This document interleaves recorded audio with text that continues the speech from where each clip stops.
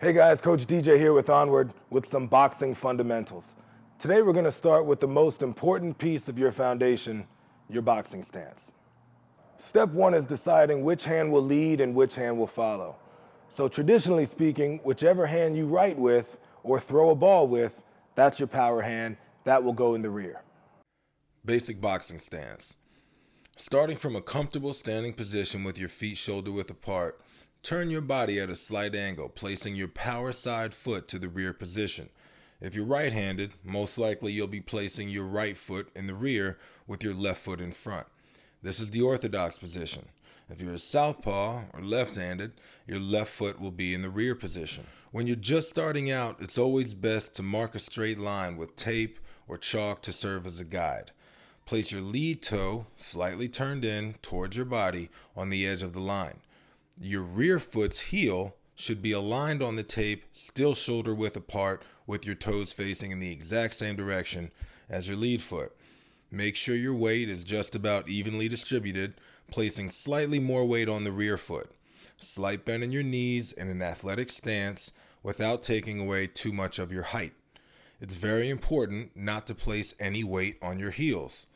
The heel of your rear foot should be off the ground just about enough to slide a deck of cards underneath. Keeping your elbows close to your body, raise your hands close to your face. You should be able to extend your thumb and touch your chin. Do not raise your hands too high past the chin height to ensure a clean line of sight. Your fist should be loosely closed while in the home position. You'll clench tightly into a tight fist while striking.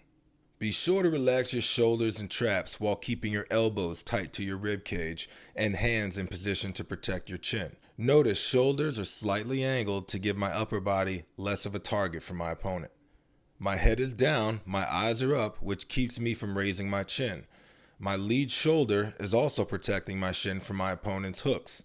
Very important tip is to maintain this head and shoulder position while moving and punching. To move forward, press the ball of your rear foot into the ground, using that force to push off your rear foot while stepping forward with your lead foot. Your rear foot should quickly follow behind without dragging on the floor. Aim with the ball of your lead foot to step forward. A common mistake is to lead and step with your heel. Very important not to overstep or reach too far. Be sure to step in equal distance with both feet. Notice no change from your hips going up or down, and your upper body should remain in the ready position. Moving side to side can be challenging for beginners. However, it's the same principle as moving forwards or backwards. So starting as shown, moving to your left or lead hand side, again, pressing the ball of your opposite foot, in this case the rear foot, into the ground to push off while stepping with your lead foot. Moving to your right, push off your lead foot and stepping with your right. Always stepping with the foot in the direction that you want to go, using the opposite foot to plant and push off. Now we'll do the exact opposite of what we did moving forward. To move backwards, you'll plant your lead foot, pressing the ball of the foot into the ground to press off while stepping with your rear foot. Be sure not to step too far with your rear foot. Your lead should move equal distance and replace its position quickly. Now let's do a quick review starting from the ground up. Power side to the rear. Toes both facing in the same direction, feet shoulder width apart. Knees slightly bent, elbows in protecting your ribs, hands close to the chin, relaxed traps and shoulders, chin down, eyes up, relaxed breathing. Make sure you can move comfortably.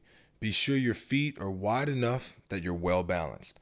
Having your feet too wide will make you an easier target and slow down your reaction time. Having your feet pointed straight ahead or squaring your shoulders will leave you off balance while moving and also makes you a bigger target to your opponent. Most common mistake while moving laterally is not stepping with equal distance.